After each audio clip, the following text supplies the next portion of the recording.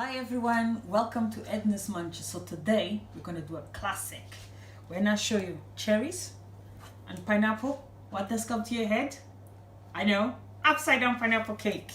So today we're going to do upside down pineapple cake, classic, with a few changes, nothing major, don't worry, I'm not messing with it.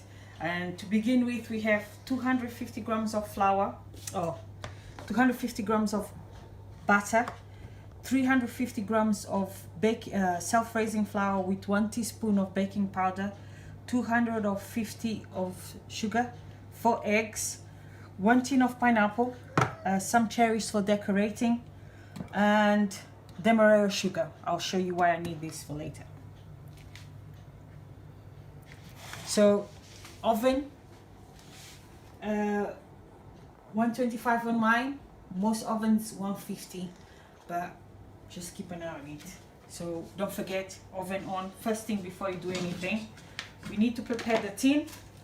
We have the parchment paper, I showed you last time. I use the normal paper, trace it, and then to make it easier to cut, just fold into half again, you create a triangle, and then it's easy to cut. And when you're doing those, I usually do more than one and just keep it so when you need it, it's there. And I'm just using, this is 8.5 inch, 8 or 9 inch should be fine. Yeah, this thing is from Portugal, hence the half. Okay, so we do the usual, the butter first. Remember, before we start baking, we prepare everything. So this one, we're gonna put it on the bottom. So from now on, there's gonna be a different process than our usual tin, and I'll show you why in a minute. Because we want to create a caramel. So the idea is we put the butter on the bottom and on the sides, then we put the paper. I'm gonna put some flour.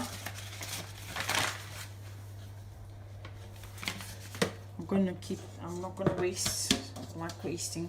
So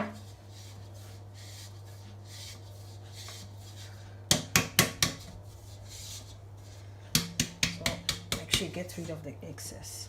So the bottom is nothing on it. I didn't put any butter or anything. The reason is I want to put extra butter to put the demerara sugar, and then the pineapple creates a nice caramel toffee sauce at the end of it. So now be generous, don't be stingy on this one. We need extra butter, it just makes it even better.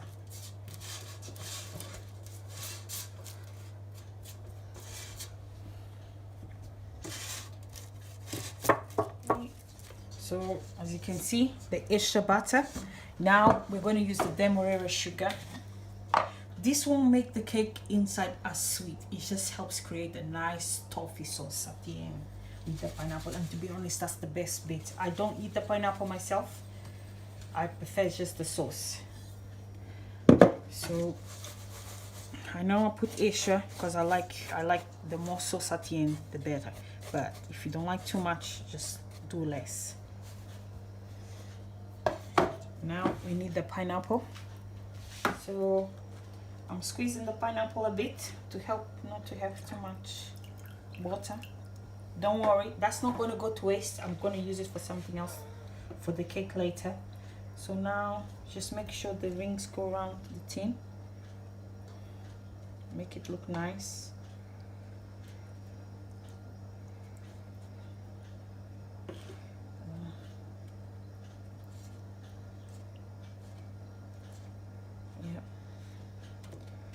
This pineapple is not going to go to waste. I'll show you what to do with it later. Now I need to put the cherries. Just a whole cherry in each hole. So when you bake it, it looks like a flower.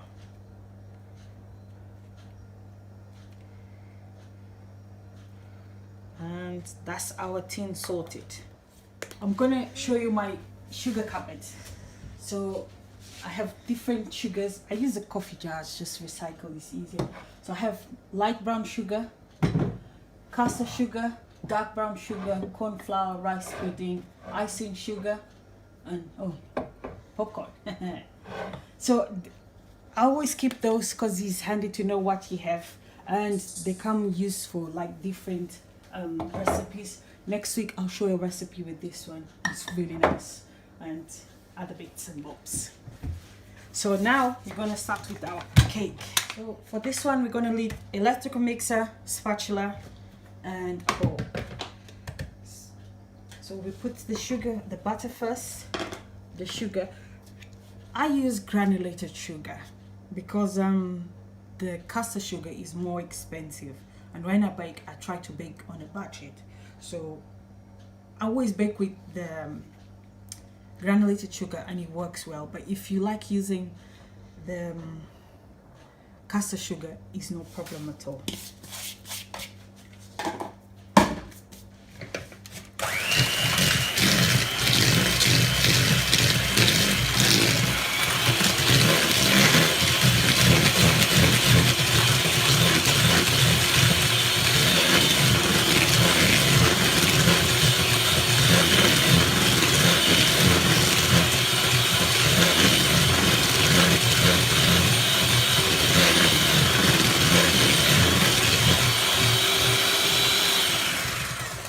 So we've creamed the sugar and the butter, and we add the eggs. I don't separate them, I just do all at the same time.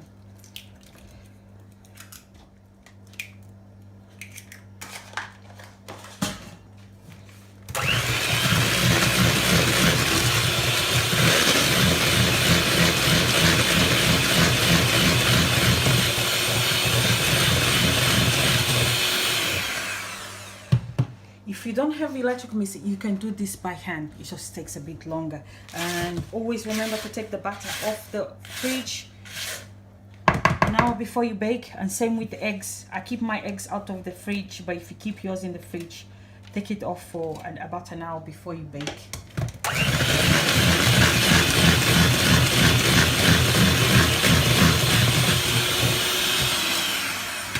So that's how it looks. Now here is where we're going to add the twist. See the pineapple we had left over? We're going to add to the cake. Because what I found with a lot of upside down pineapple cake, they call it upside down pineapple, but there's no pineapple in the actual cake. So this, we're going to make it a bit different, and your friends won't know. They'll notice a difference, but they won't know why. So this is a secret. And not only that, the juice of the tea, I'll pour out half of it. Usually I use the bottom of it because there's bits of pineapple at the end of it, so I always use the last bit, the end bit of the water, the juice. Again, we're trying to make the flavor profile more enhanced when it comes to pineapple without using any other flavor, so just the pineapple.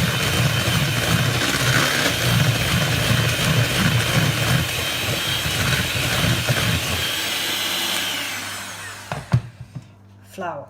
So flour, just a tip, I use the cheap flour. I don't bother buying too much expensive flour. The trick is when you use, even if you're using self-raising flour, always use a teaspoon of baking powder. So with the baking powder, it just helps the cake to be much fluffier and delicious. But regardless of which flour you use, even if you use self-raising, always use a teaspoon of flour of baking powder. So I don't bother with expensive flours. And because it's actually not the flour that makes a difference, it's the temperature, the environment, the heat, that makes a difference when you're baking. So the tablespoon just helps stabilize the cake.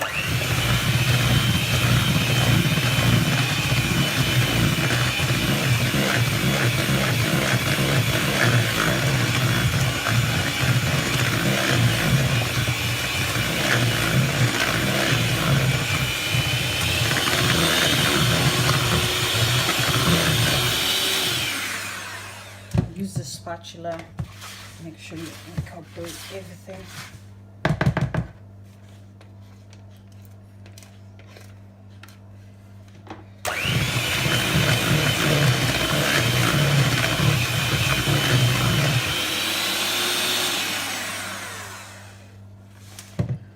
And our tin, nice and ready, eh? Nice and cute, even without the cake.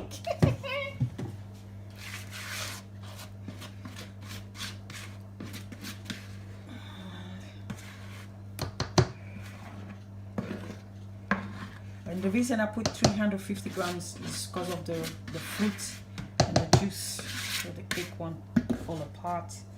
Make sure you make everything is nice and flat.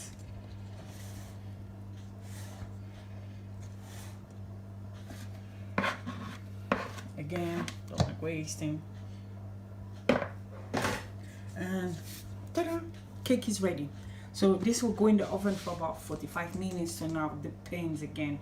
Within half an hour, I will check it and I'll use the skewer to make sure it's good, how it is. And before you take it off the oven, just tap a bit. If it sees very wobbly, don't touch it because it's still quite raw. So I'll show you later in a minute.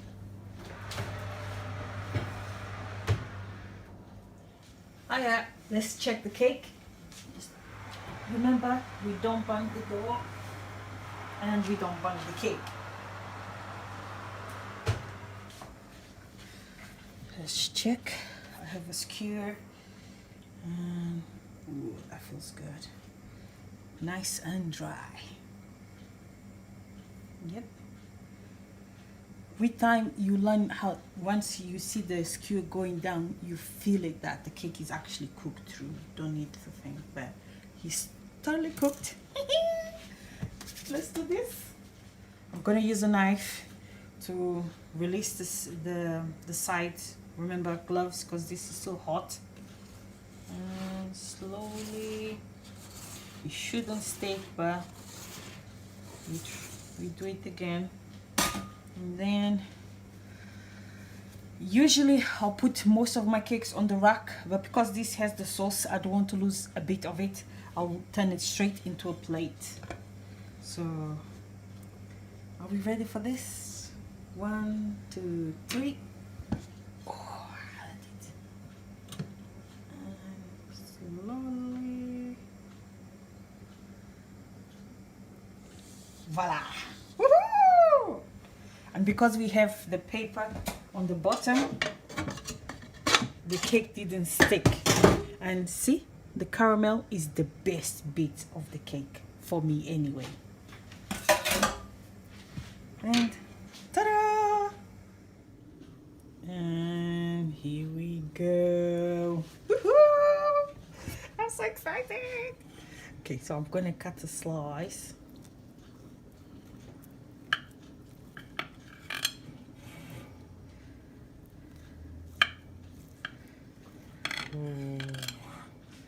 That sounds delish. And ta-da! Super fluffy and still steaming a bit, and pineapple through and through. This is as good as just as it is, with a nice cup of coffee, and that's how I'm gonna have it. Cream, custard, you name it, just enjoy it. And thank you for watching. I hope you enjoyed watching it as much as I enjoyed showing it to you. Have a blessed week. Stay safe.